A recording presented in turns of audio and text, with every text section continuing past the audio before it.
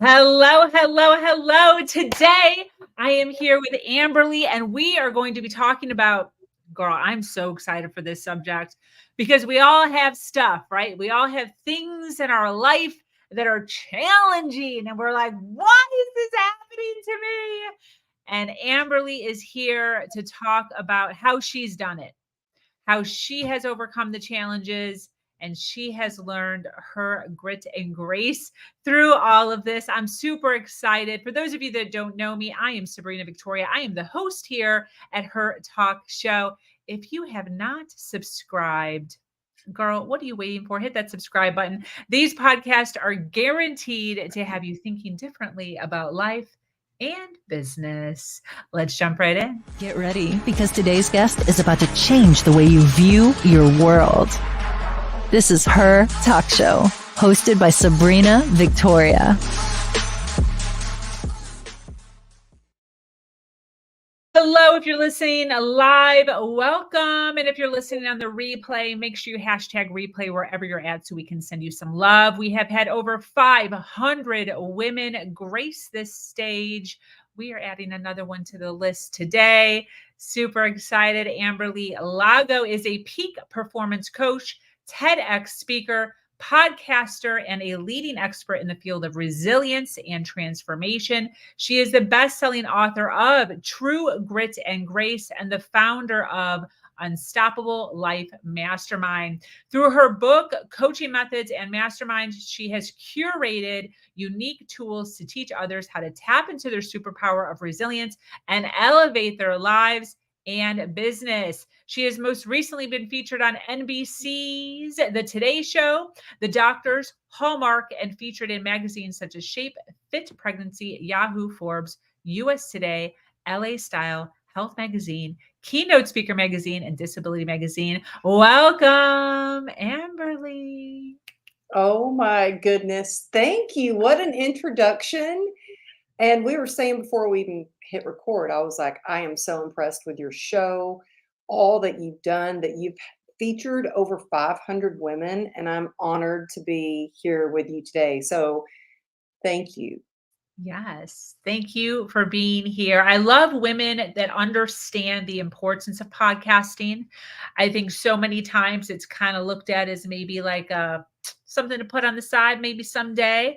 And this is how we really talk to the audience, right? This is how we're really creating community. This is how we're really getting into the ears of people that need to hear our stories. It's so true. And I'm so glad you brought that up, because actually, doing a podcast, somebody told me, oh, it's a lot of work. And I was like, oh, I've got grit. I can do it. I'm a hard worker. And you know what? It is a lot of work. It is. Well, it's just the time and the investment that you put into learning about the guests that you're having on. And then for me is it's promoting that episode and getting on all the platforms. But it has been the best thing that I have done for my business. And the reason being is because it has enabled me to make meaningful connections. And my business has thrived as a result. I mean, of just being on somebody else's podcast or them being on my podcast. Yeah, 100%. I'm absolutely in love with it. Well, I'm so excited to have you here. We are here talking about overcoming challenges. I love the caveat there of with grit and grace, because we all can overcome the challenges, right? Like you kind of have to, like if you're alive, you're somehow making it through. But to get through and actually thrive on the other side of it is where there's, true success and true, at least stepping into our authentic selves and who we want to be and are supposed to be. So I would love for you to kind of tell us why this subject, why is this so important to you?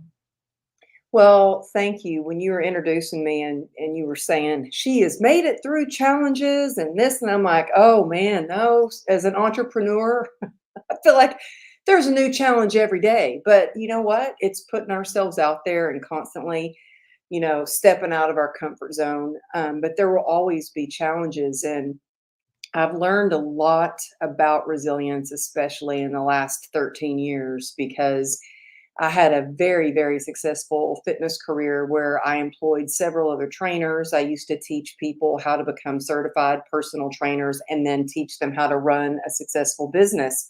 I loved it. Life was good. I was sponsored by Nike. I was in the best shape of my life. And I thought, wow, all this hard work, I've finally like, huh, things are good. And everything changed in a blink of an eye when I was hit by an SUV while riding my motorcycle home from work one day and, rushed to the hospital. I woke up out of a coma. And the first thing I learned was I had a 1% chance of saving my leg from amputation. And my first thought in that moment, because my whole identity was I used to be a professional dancer, and then my whole world was fitness, and I was doing, fitness videos and infomercials, and my nickname at the gym was Legs, and now I'm waking up and they're telling me they're going to amputate my leg. And all I heard in that one moment was there's a 1% chance, which I thought, okay, well, then you're saying there's a chance. We need to find a doctor who's willing to take that chance with me.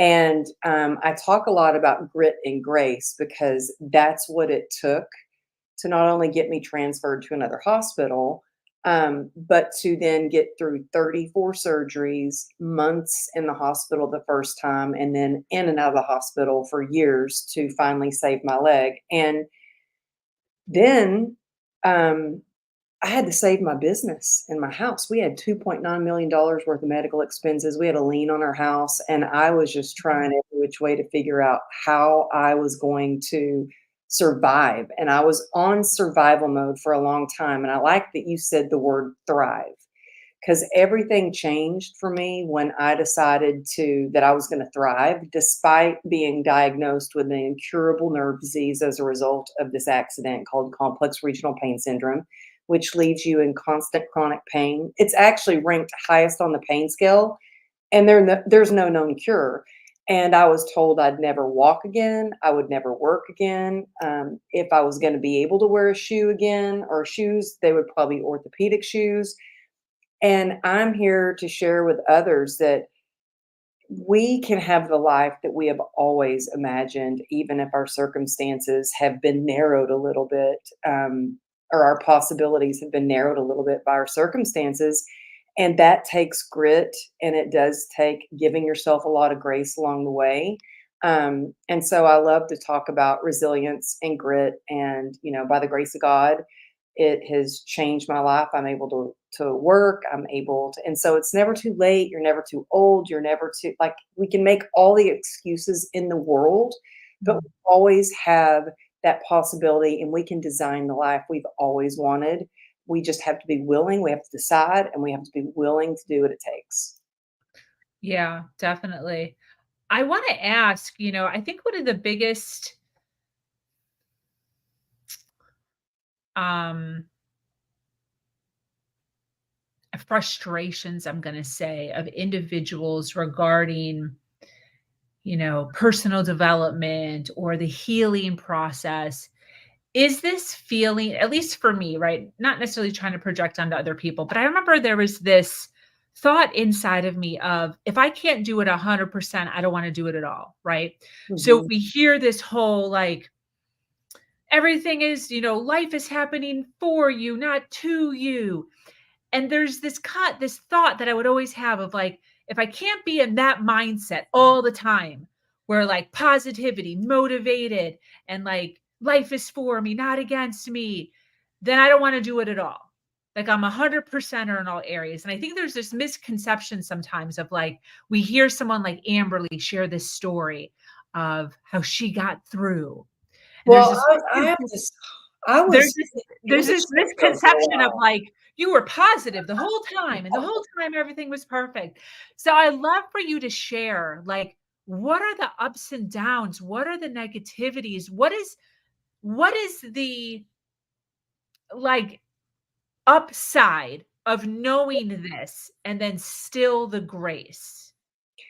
That is such a great question, and I just wanna say, like, I am not always positive, I have to really wo and I am most certainly not always motivated, and I don't rely on motivation at all. I am just consistent, and when I fall and when I fail and when I mess up, or even if I hit rock bottom, I just get back up and I keep going because I know where I am or where I'm going is better than where I used to be. Because let me tell you, I didn't just get through this accident and I was positive and everything was great and I just remained positive. I still have days where I'm like, oh my gosh, I feel a little lonely in this Mhm. bubble of like trying to scale my business and doing my next event and that's why I think it's so important to have community and people that you can reach out to.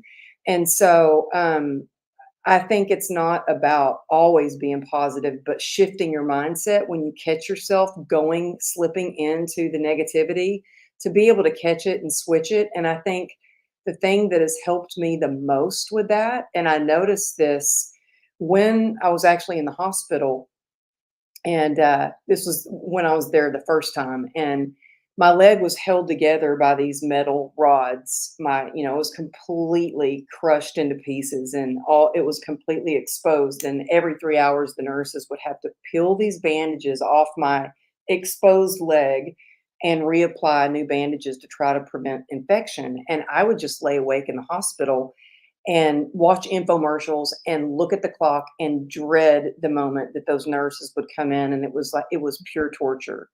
And I noticed myself spiraling down into a depression and feeling hopeless and asking myself like, oh my gosh, what if I don't get through this? What if they do amputate my leg? What if my husband doesn't love me anymore? What if I can't chase after my kids? What if I lose my job? Like, what am I going to do? How am I going to get through this pain? And in that moment, I thought, wait, stop. I can keep going down that road of despair, or I can choose to write down everything I'm grateful for. Now, part of the reason I was writing things that I was grateful for is, in all transparency, I was so drugged up from surgery after surgery, and I did not want to forget to write a thank you card to the people who brought me flowers or food. And so I started writing down in my journal every nurse that was taking care of me because I didn't want to forget their names.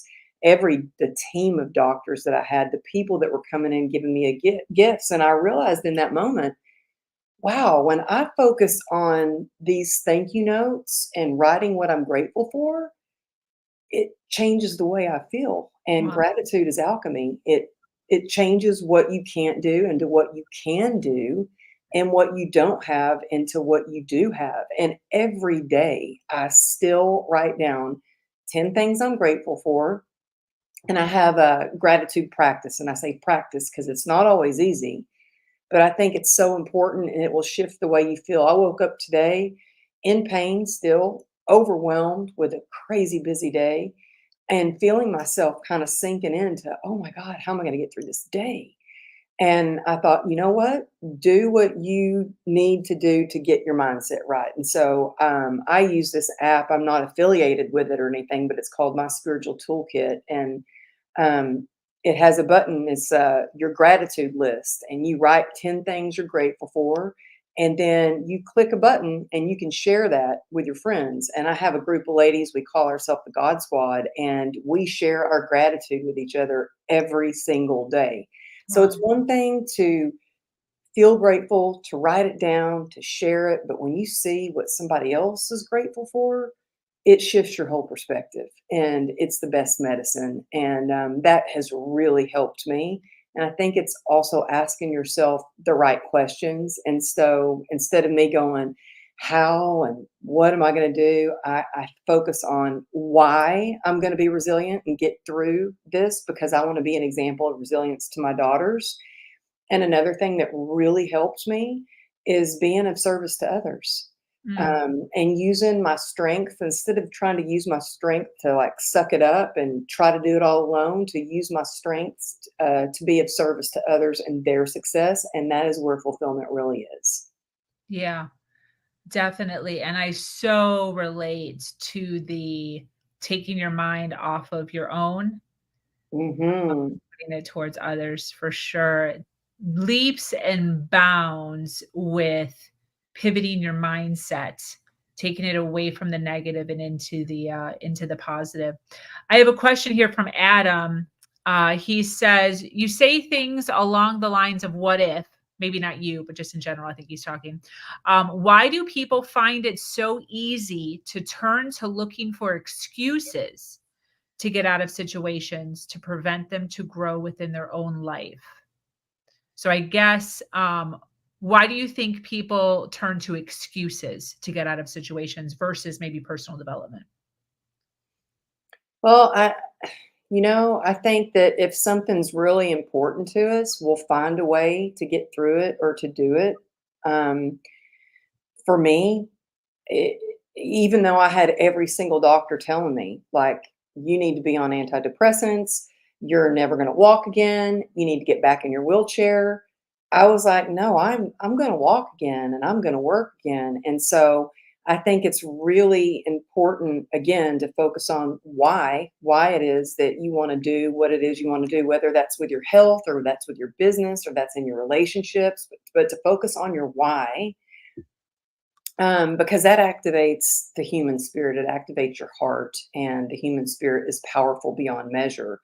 But I think we have to be really listen to our gut or intuition or whatever you want to call it, and decide what we want to do. And even if we have naysayers or people that are saying we can't do it, or our own inner voice telling us we can't, that there is always a way to go around or through or over. There's always a different way to do it. I think that's part of being resilient, is figuring out different ways of getting through challenges. If one way doesn't work, then ask yourself, okay, like, this is kind of crazy, but when I got hit by that SUV and I was thrown 30 feet and I was sliding across the asphalt and I finally came to a stop. And I remember looking down at my leg and it just being crumbled into pieces. And you know what one of my very first thoughts was, oh wow, well, this can't be good. I might have to train clients on crutches for a while. I was thinking of my business. Like, how am I going to continue to keep my business going? I'm going to have to train clients on crutches for a while. That was my first thought. When I was still training clients when back in 2020 when COVID happened, and I remember talking to other trainers in business, and like, oh, I'm just going to wait till times go back to normal, and I'll get back to doing. I'm just going to wait. An excuse. I'm just going to wait. Yeah. I said, you can't wait.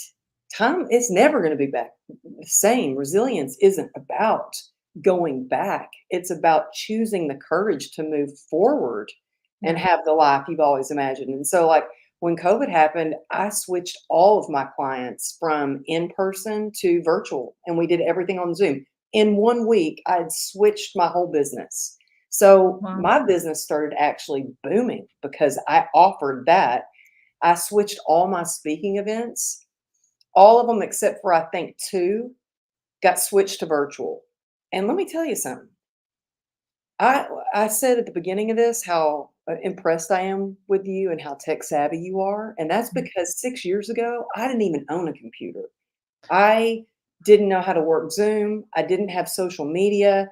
I've built everything from the ground up, and I've had to learn how to use technology, and now have my own podcast and now create these events annually that people get to attend. And that's because I focused on my why, and I didn't make excuses. I focused on, okay, well, this is hard, but how can I get through it? And so I think it's real important to, instead of focus on the excuses, focus on the how to. Absolutely beautiful. Totally agree. I know you talk a lot about this word grit and the misconceptions a lot of times that kind of come with that word. Can you talk a little bit about that, about what it really means to get gritty? Yeah, thank you. That's such a great question because I was not good at a lot of things, but I could outwork and outdo and outrun. And I mean, I was good at grit. And I was like, when you've got grit, there is no quit. But after my accident, I realized I had a lot of misconceptions about grit. I mean, I mistook health scares for heroic acts. I mistook stubbornness for strength. I mean, there was one time I was actually giving a motivational talk while I was passing a kidney stone and patting myself on the back saying, "Hey, you got grit for that," only to end up in the emergency room and then taking me to ICU because I'd gone septic because I was ignoring and just pushing hard and pushing through, and I was all about the hustle. I mistook fear for function, called it grit. I mistook sacrifice for success and called it grit. And I realized my health was failing me. And I had a dear friend of mine say, "Amberly, your impact is only as strong as you are healthy." And I think as Mm. entrepreneurs, we have got to pay attention to our health. And I say that because I need to be reminded a lot because I still like the good old grit. I love the grit. But what I have learned is grit when you're trying to do it all alone. It feels like resistance. It feels like you're clawing your way at the top to the top. It feels like you're going through quicksand, you're hitting roadblocks, or you're hitting rock bottom even. It feels like burnout.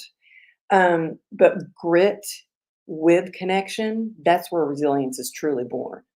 And so when you can connect with others, I mean, just being able, Sabrina, to connect with you and us, being able to say how important it is to have a podcast and knowing how much work goes into it and knowing that all you do is like we have that deeper connection. We can relate to one another.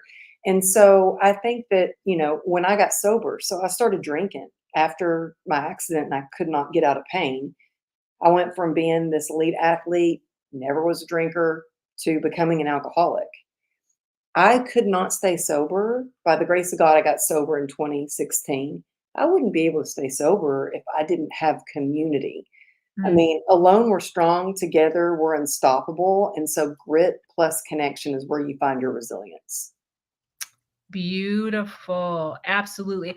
I would love for you to talk a little bit on this a little bit more because I would love to know how you do this internally because humans naturally go the path of least resistance, right? Like I also consider myself a very gritty person. I work really hard.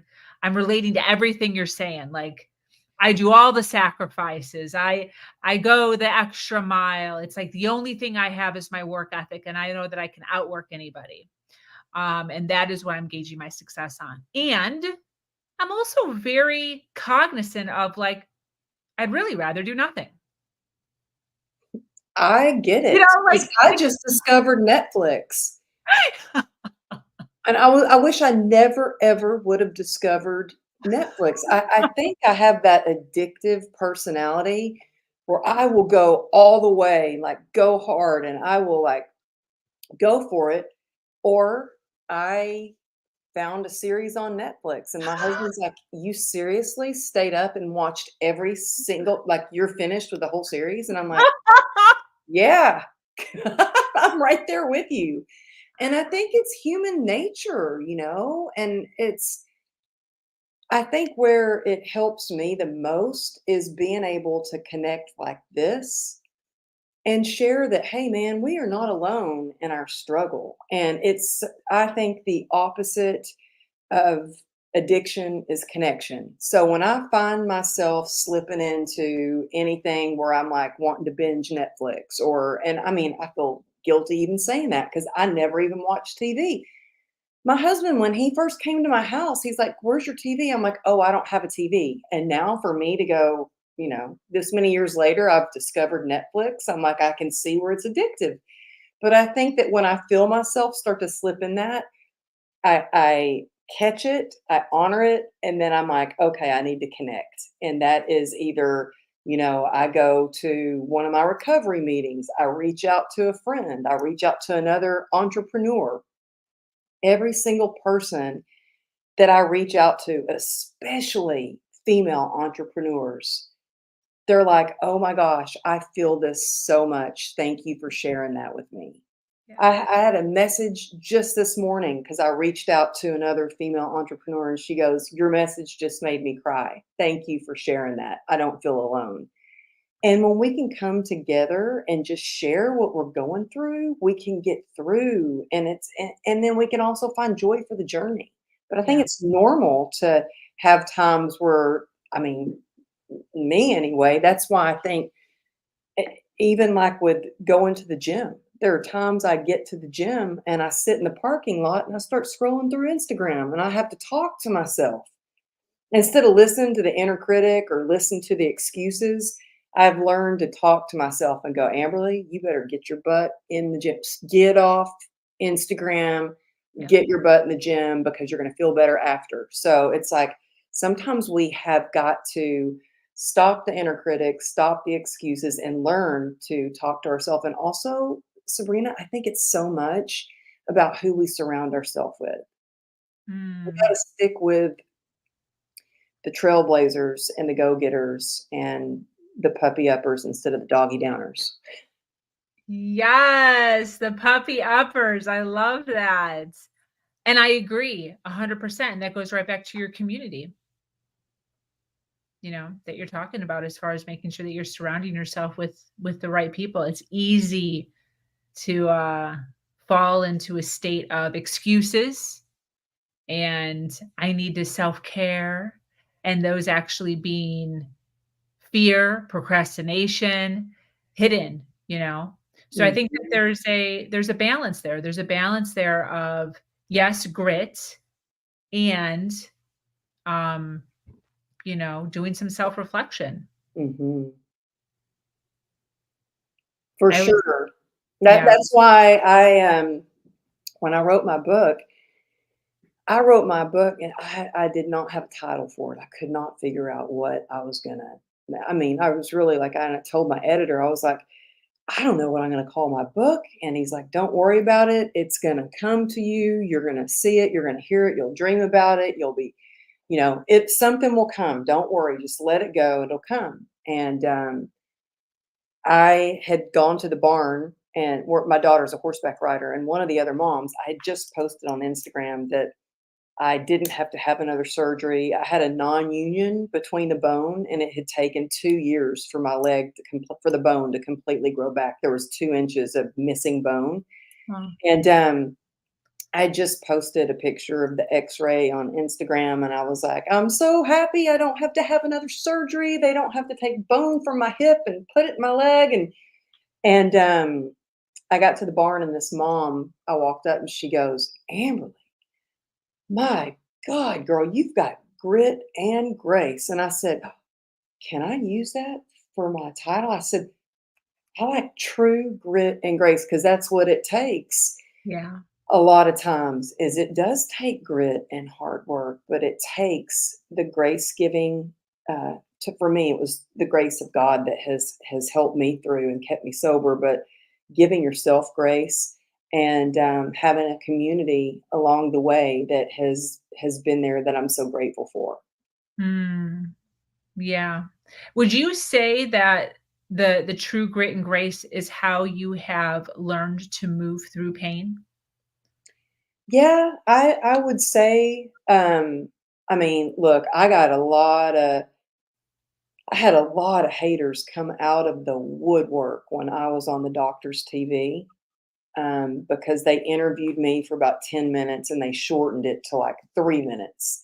So they cut out all the part of all the treatments I had done, ketamine infusion, spinal block, spinal radio frequency, spinal stimulator, where they implanted these metal leads into my spine to try to break up the pain, and nothing was working. And I was on 73 homeopathic pills and 11 prescription medications at one time. And I was like, I can't keep focusing on there's got to be a cure and searching for this cure. I just need to learn how to live life on today's terms. And these are the cards I've been dealt. And I got to learn to play the heck out of these cards if I want to thrive. Yeah. And so I talked about on the doctor's TV how I really started to use mindset it's what changed everything. And so the reason I had the haters come out of the woodwork is because they were like, oh, girl gets through pain with mindset. And I'm like, no, it's not just about mindset, but it starts with Wow. mindset. It starts with your belief system. It starts with believing in yourself. And I changed everything. I changed the way that I eat, and it changed my life. Started working on gut health. And you've been seeing me drink my drink. I'm religious about my gut health. I'm religious about moving my body because it does move your mood. And I think a lot of people, when they're in pain, they they freeze. They don't want to move. But when you do move, it moves your mood, it releases endorphins, and that is something I'm really grateful that I knew, being a dancer in the fitness industry for so long, that even when I was in the hospital, I asked the doctor. I mean, I was completely bedbound. I couldn't even sit up to use a regular toilet. I had a bedpan that I would have to use, and I asked for a pull-up bar installed over my bed, and I asked for some dumbbells. And the reason being is because I knew that if I moved my body, it would move my mood. It would release those endorphins that combat pain, and it would also build my confidence and allow me to think, okay, I'm moving in the right direction. I'm actually living. I'm getting better every day. And Yeah. so I think it's mindset. And I mean, I do have something called the Pacer methodology, and I'm happy to give that free download to your listeners. If they just text me the word grit to 818-214-7378, you'll get that free downloadable. It's the methodology that I use every day, and it really helps me. And I know has helped so many be able to tap into their own resilience to get through any kind of pain, whether it's emotional, whether it's physical, whether it's with your business, with your health, with a relationship. It's what I use every single day to thrive. Text grit to what's the phone number? 818-214-7378. Beautiful. That's fantastic. Thank you. Yeah, and that's me texting back. So sometimes it takes me a little while to get back, and people have messaged me on there, and they're like, Amberly, is this really you? And I'm like, yeah, it's me. That's why it took me 2 days to get back to you, because I go through every single one of those. But again, my favorite part of my whole entire journey is being able to connect with Yeah. people. I think connection is key. And proximity is power. So Yeah. connect with people, and reach out if you need help. That was a lifesaver for me, to just be able to have the courage to reach out for help. Yeah. I think one of the biggest issues sometimes for some individuals is they see what happened and then time goes by, but time goes by so fast. Hmm. And then all of a sudden they see Amberly now and look at her. She's freaking killing it on stage, doing her thing, walking, and we sometimes miss, which is why I love that you tell your story and I love that you're on podcasts. They miss that at home by yourself doing things that are uncomfortable, that hurt, that are causing pain, that you don't want to do. You'd rather be doing something else in order to get to where you are now. And I think a lot of times that hard work or that grit that's necessary to go from zero, where you were, to where a person is like misconstrued. They're not understanding the For sure. journey that had to happen between here and here. And then because they didn't see or know, or the journey seems so hard for them, they just give up and they don't Hmm. want to do anything because And you they know think they're what? so different. I'm so glad that you brought that up, because I think that nowadays, especially with people posting their highlight reels and all the good parts, it makes it seem like, oh wow, well, life is just easy for them. they overnight success. They just look at that. Oh, they're in another magazine. Oh, she's speaking on that stage. Now she's having her own event and blah, blah, blah. And that's why on my journey, I have shared even through so when I wrote my book, I had a year from the time the publisher took it to the time that it was going to be released or it was going to publish. And I didn't know how to do it. They said, we don't do any marketing or branding for you. If you want your book out there, it's going to be up to you to do it. And so I thought, well, crap, I don't have a lot of money. So what can I utilize that's free? And that's when I thought, oh, here's social media.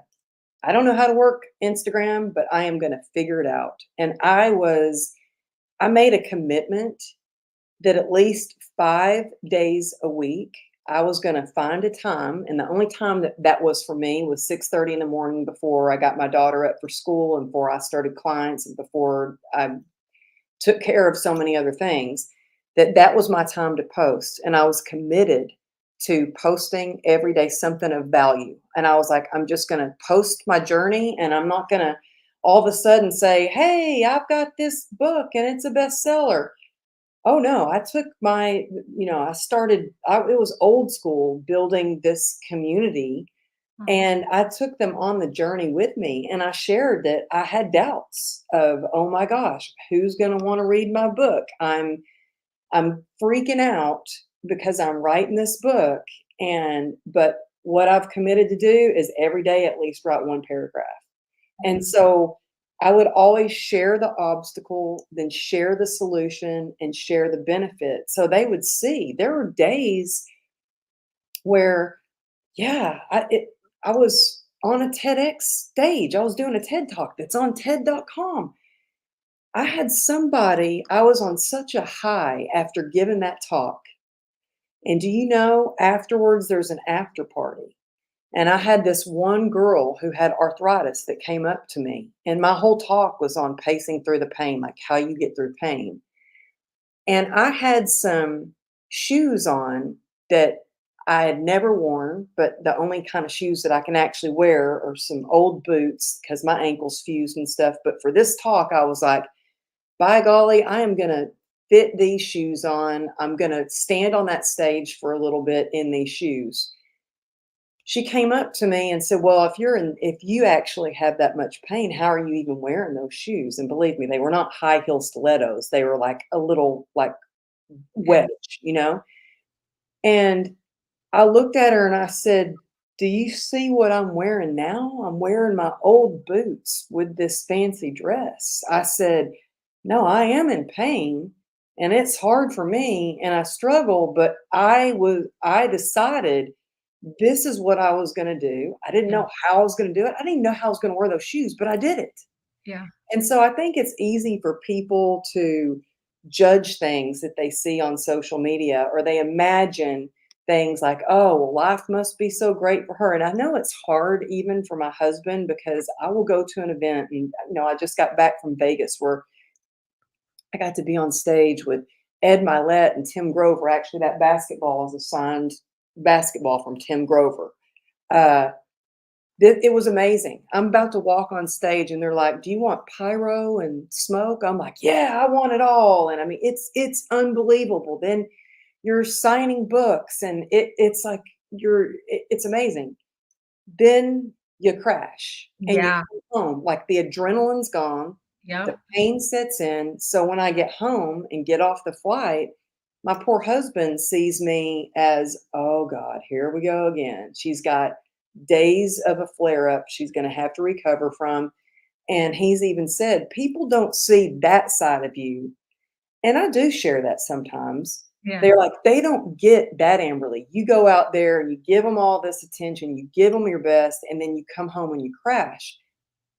That's how it is living with a chronic illness. It's up and down. And the thing is, you just get back up. But I think that by sharing, like, authentically what goes on, and that's one of the reasons I'm glad I have my podcast, because I get on there and I keep it real. And there was a podcast I shared where I talked about it's the first time ever in 3 years that I'm actually taking a few weeks off. I was like, because I am hurting, I'm exhausted, and mentally I'm suffering. And I kept it real. And I had so many people reach out to me and say, thank you for slowing down, giving yourself grace, taking a break. You've given myself like permission to do the same. So thank you. Yeah. You know? Yeah. Absolutely beautiful. Thank you for sharing. And also my own personal journey. I'm about to get onto a TEDx stage on November 4th. You are? And I also broke my leg and my right leg, and I want to wear heels. So I'm literally dealing with that same thing as far as like, girl, I want to wear heels, but I haven't worn heels, Yeah. you know. Yeah. So, what is that going to look like in practice and what kind of heel? And is that pushing myself too much? Is that ego? Is that, so like all the things. So, I think you have to do what you feel the most confident, what makes you feel empowered, you yeah. know? And for me, look, maybe it was ego, but I was like, I wanted to wear a dress and I wanted to wear a pair of shoes. Now, if I had it, let me tell you, since then, because that was like 4 years ago that I did my TED Talk, Yeah. 3 years ago, maybe. Um, since then, I have really come to the realization that for me, I can wear a certain kind of boot because my ankle's fused, my legs all metal from the knee down all the way into my toes is all metal. Wow. And there's a certain boot, it's a certain company that makes them that it's the only thing I can wear that doesn't flare me up. And now I go to events like this event I spoke on stage last week and the week before that and the week before that, and my boots have kind of become my signature. It's kind of I'm like in total acceptance of well, this is it. This is what is me and what I can wear. Huh. And now my nickname, even at the gym, actually is Boots. People call me Boots because I even work out in my boots. I love that. And Very, so, very cool. yeah, I think whatever makes you feel good and confident, and it took me a long time, I'm not gonna lie, to find a pair of shoes that I could wear on that TEDx stage, you know? But it was important to me, and I knew it would make me feel good to be able to do that. Now I'm just like, I got my old boots, I'm good with it. That's fantastic. What a cool story. And I so appreciate you sharing so much with us.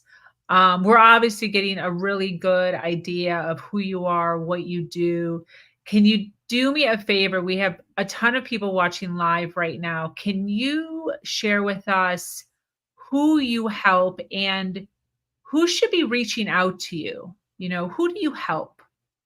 I think what I am most passionate about is working with women. So I have a mastermind called the Unstoppable Life Mastermind, and I love helping women be able to tell their stories of struggle to success or their stories of overcoming trauma to make a bigger impact in the world. So I help female entrepreneurs that either want to write a book, they want to start their podcast, or they want to speak on more stages. They want to expand their influence and impact so they can make a bigger income. That's who I serve. That's what I'm passionate about doing. But obviously, I also help people with other things too. So you've got my number. Text me if you're thinking about like, oh man, she's sober. Maybe I want to get sober, or yeah, I want to write a book, or what's a mastermind. I mean, you can text me anything. And then I would I'm so excited about November 4th for you and your TED Talk. I can't wait to hear about that. If there's anything I can help you with for that, let me know. And then where are you located? The TEDx is in Delray. I live in Boca Raton, Florida. Oh, okay. Well, I hope you can come to Dallas April 19th through 20th, 2024. I'm having the Unstoppable Success Summit, and I would love to meet you. You could be my guest. So let me know if you can come, and then you'll have to keep me posted about your TED Talk too. Yes, girl. I'm so excited about it for sure. Um, where can people find you? AmberlyLago.com. It's AmberlyLago.com. Instagram is Amberly Lago Motivation. That's where you kind of see my behind the scenes shenanigans, especially with my daughter, her wild horse that bucks her off, and my 2-pound puppy. And sometimes the 2-pound puppy on the 17-hand horse. Wow. That's where I hang out mostly. But yeah, AmberlyLago.com. You'll be able to find all the information about upcoming events, or you can always check out my podcast, True Grit and Grace, and my book is called True Grit and Grace as well. Beautiful. Well, this has been absolutely fantastic. For those of you listening live or on the replay, if you connected here with Amberly and resonate with her, make sure you follow her, amberlylago.com. It's also in a clickable link wherever you're watching us at in the description. So make sure you check out for that. We love to connect people here on this platform in order to make sure we all continue to rise. Any closing thoughts as we wrap up? I just want to say thank you to you Mm. for all that you do, and for having over 500 women showcased and including me to share with your audience means the world. I understand why people love your show and love you. It's because you are so giving and offer so much value and wisdom. So thank you so much for having me on the show. Yes, thank you. Thank you for being here and taking the time. So appreciate you. So appreciate you sharing your story. And this is one of the things that I talk about as far as the value in sharing our story and really allowing people to see the vulnerable side, the vulnerable side of the things that happen to us. And this is what can really help individuals that are going through a similar thing, not the same thing, but a similar thing, be able to get through it. I joke that, with my own story, I was able to get through because of white old men. I would say white old men saved me. And the reason why was because I would Google inspirational stories, motivational stories, and Google 10 years ago would list 100 white old men. And Tony Robbins would tell me that I was worthy. Joe Osteen would tell me that I can do anything. And I believed them. And because I believed them, I am where I am now. And I'm so grateful for that. And it's women like you who are now sharing their story, and they're stepping into that power and that leadership role that are allowing other women to not only hear stories from white old men, but also to hear stories from powerful warrior women like yourself. So appreciate that. Thank you. Yeah. So this has been Her Talk Show. For those of you that don't know me, again, Sabrina Victoria. I host this show. Thank you, Amberly, for hanging out with us. To our dedicated listeners, thank you for staying with us until the very end. Remember to follow, like, and share. Join our amazing community, Her Nation, where we continue to have uplifting, wonderful stories like this that can create an impact in your life.